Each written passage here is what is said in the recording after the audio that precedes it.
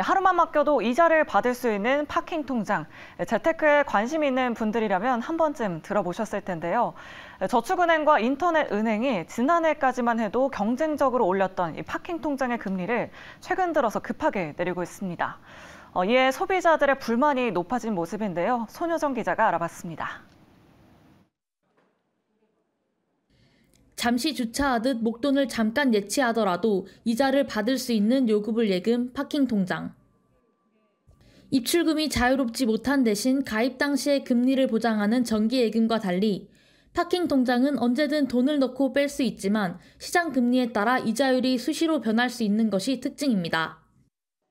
지난해까지 저축은행과 인터넷은행을 중심으로 은행권은 잇따라 고금리 파킹 통장을 출시하며 자금 확보 경쟁을 펼쳤습니다. 그러나 2달도 채 지나지 않은 지금 저축은행과 인터넷은행은 파킹 통장 금리를 급하게 인하하고 있는 모습입니다.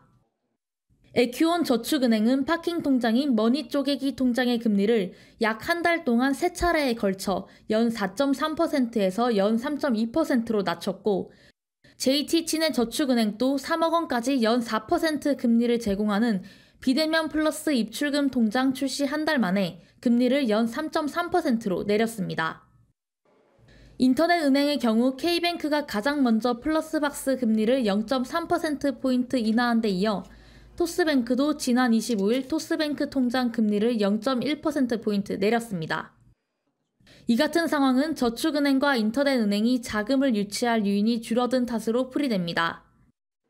경기 둔화로 대출 부실화 우려가 급증해 적극적으로 대출을 늘리기 어려워지자 대출 영업에 필요한 예금 수요도 줄어든 겁니다. 게다가 저축은행의 경우에는 고금리 파킹 통장을 유지할 여력도 부족해졌다는 분석입니다. 고금리 파킹 통장 등으로 조달 비용이 늘어난 가운데 대출 금리는 법정 최고금리 20%로 제한돼 수익성이 악화했기 때문입니다.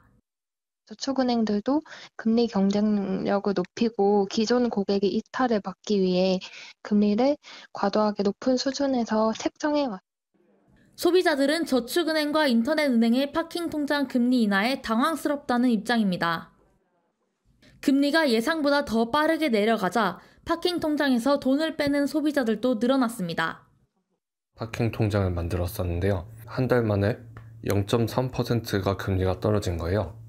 차라리 정기예금 6등 거가 훨씬 더 낫지 않았을까 하는, 그리고 가입할 때 금리가 수시로 바뀔 수 있다는 내용도 잘 언급이 안 돼 있었던 것 같아서 전문가들은 소비자들이 파킹 통장의 특성에 대해 잘 알고 가입해야 한다고 당부합니다. 파킹 통장은 변동금리이기 때문에 장기 투자보다 여윳돈의 단기 투자에 더 적합하다는 겁니다. 파킹 통장이라고 하는 것은 잠시 머무르는 통장을 말하는 겁니다. 파킹 통장을 활용할 때는 본인들이 잘 알아보고 본인이 여유가 되는 그 기간이라든지 금액 이런 것을 정확히 알아보고 정보를 수집한 이후에 잘 이용해야만 되겠다, 이렇게 말씀을 드립니다. 파킹 통장 금리 인하는 자연스럽게 이뤄지는 특성이 있는 만큼 소비자들은 제대로 따져보고 자신에게 맞는 상품을 선택해야 할 것으로 보입니다. 매일경제TV 손효정입니다.